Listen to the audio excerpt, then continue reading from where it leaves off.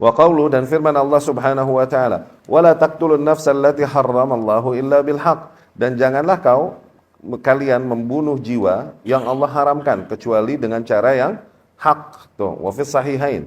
Dan di dalam riwayat sahihain an Ibnu Mas'ud radhiyallahu anhu, dari Abdullah Ibnu Mas'ud radhiyallahu anhu, marfu'an. Marfu'an apa? Kalau di hadis, ingat sanadnya sampai kepada Rasulullah sallallahu alaihi wasallam. La yahillu damu mri'in muslim. Tidaklah halal darah seorang muslim. Yashhad an la ilaha illallah, yang telah bersaksi bahwa la ilaha illallah Muhammadar Rasulullah, dia bersaksi bahwa Muhammad Rasulullah, illa bi ihda thalath, kecuali dengan 3 kasus ini. Yani dengan 3 kasus ini, kalaupun dia telah bersaksi bahwa la ilaha illallah Muhammadar Rasulullah, bisa-bisa paham? Ditumpahkan juga darahnya, gitu. Ya, jadi hukum asalnya adalah darah muslim haram. Oke? Bahkan lebih besar di sisi Allah daripada hancurnya dunia dan segala isinya.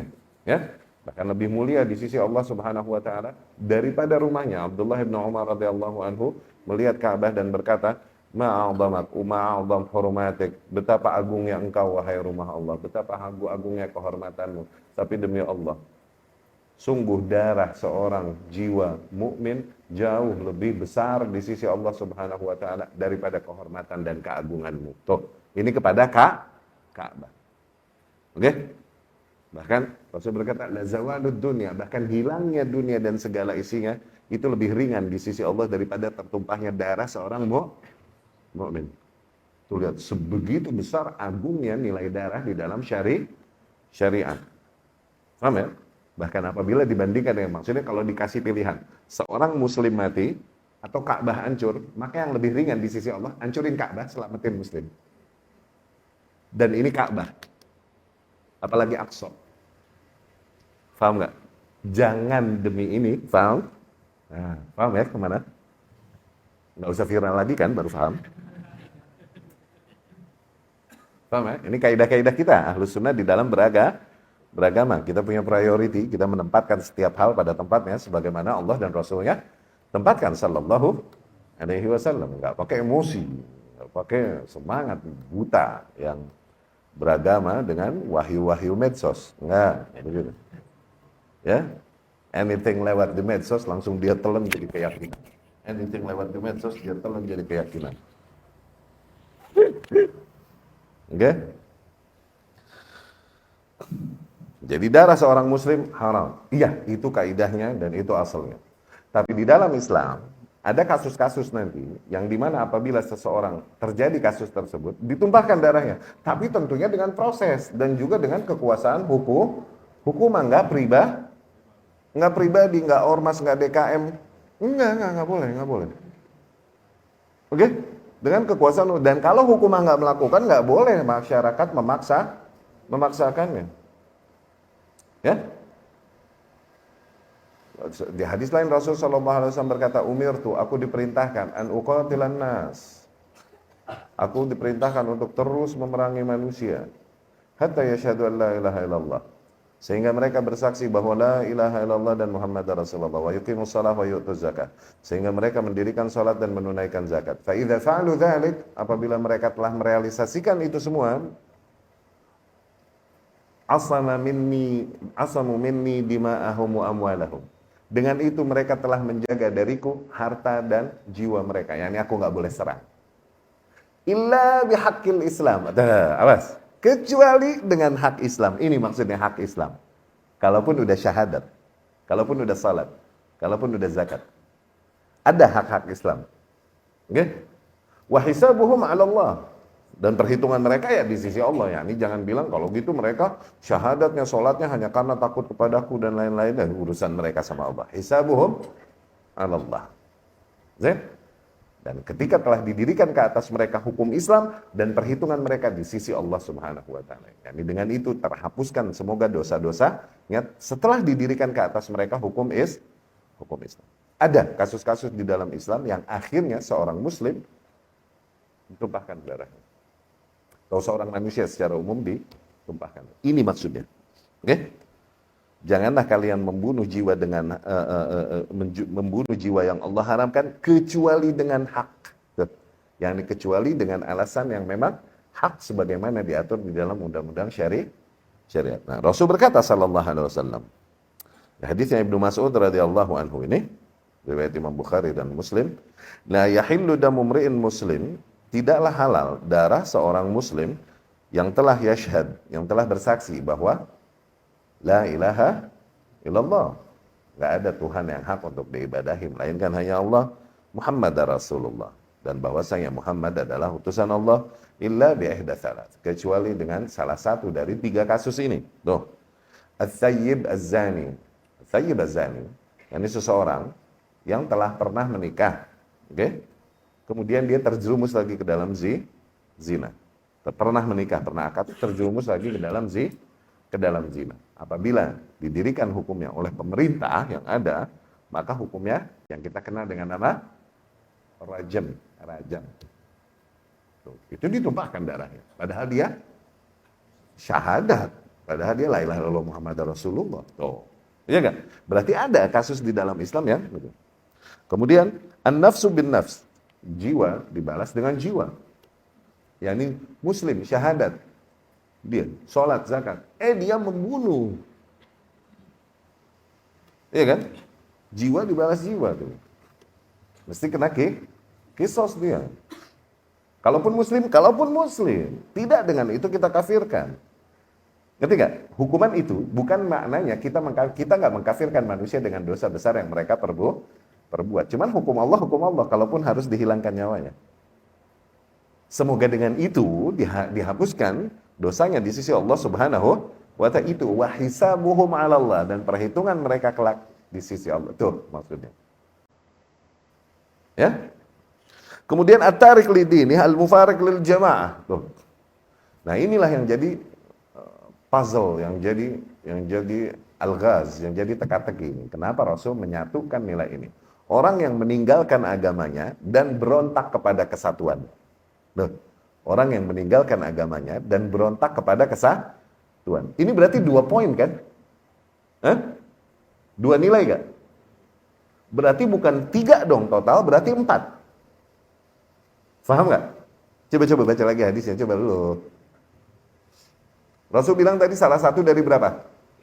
3, berarti total ada berapa?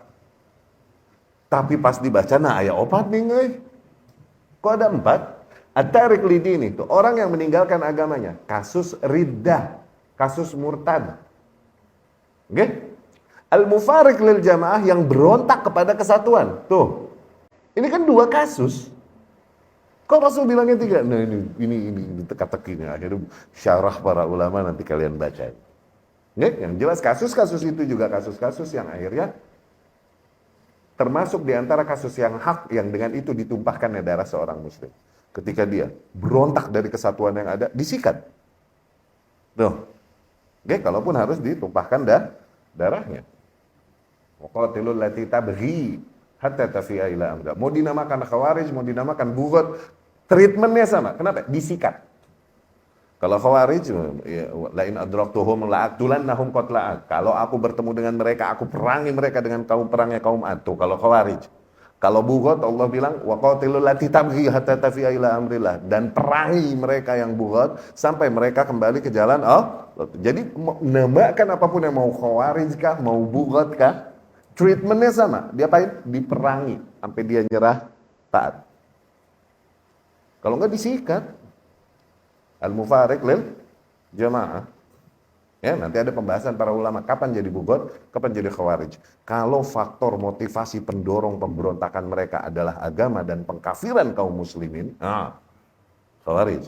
Tapi kalau faktor pendorongnya adalah kebijakan pemerintah yang tidak memuaskannya dan mereka beranggapan untuk mengambil langkah yang tidak sesuai dengan apa yang diputuskan pemerintah, kepentingan politik dan kuasa, nah itu bughat. Gitu, bedanya di situ nanti. Ya.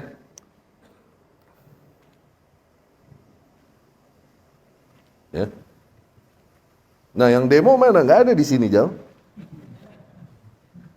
Karena nggak ada demo di Islam, semuanya khuruj bentuknya. Itu semuanya bentuk khuruj, bentuk pemberontakan. Pemberontakan itu bisa dengan lisan, bisa dengan saif, pedang, bisa dengan fisik turun ke jalan berjemur. Semuanya pemberontakan.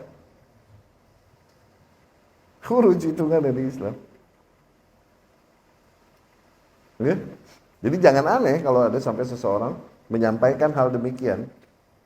Kalau mau ngikutin konsep yang benar dari salaf, emang begitu. Dan itu yang diatur oleh Allah dan Rasulnya SAW. Tapi tentunya keputusannya diberikan kepada para penguasa. Setelah proses treatment dulu yang kooperatif, ya gak? Tapi setelah itu semua masih bandel juga, mau disikat, itu hak mereka.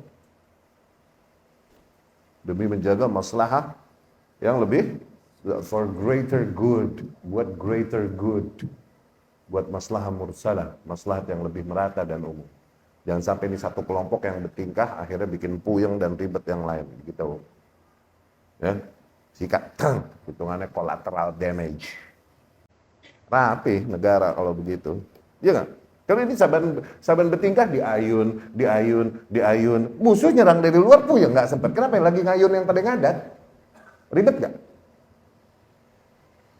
Itu leadership sometimes perlu itu memang. Iya kan?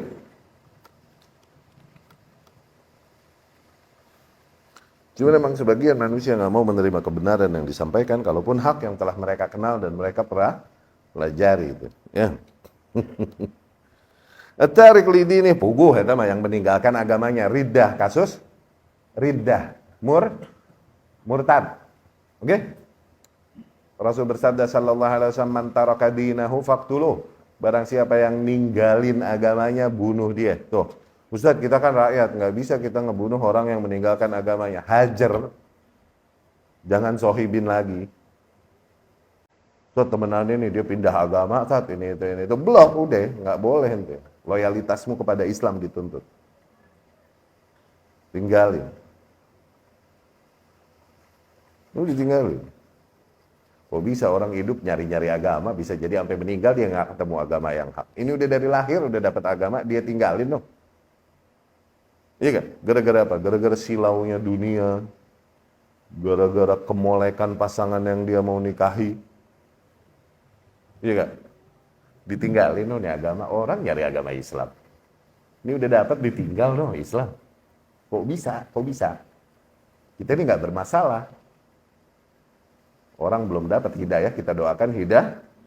Cuman yang udah dapat terus ditinggal ini yang bikin greget kan. Ya, hajar, tinggalkan. Putuskan hubungan sosialmu dengannya. Ya. Tapi kalau keluarga saat ini itu ya tentunya ada proses treatment dulu. Ada proses nasihat, mendirikan hujah dan lain-lain dulu. Tapi suatu saat kau akan dituntut keloyalitasanmu kepada Allah dan Rasulnya dan agamanya. Daripada seorang pun di antara makhluk-makhluk yang kau cintai di dalam kehidupanmu. Agar kita lebih mengedepankan cinta kita kepada Allah dan Rasulnya dan agamanya gimana pun. Itu at-tarik lidini yang meninggalkan agama. Dzalikum wasakum bihi la'allakum ta'qilun. Itulah yang Allah wasiatkan kepada kalian. Semoga dengan itu kalian berakal atau memahami. Ya.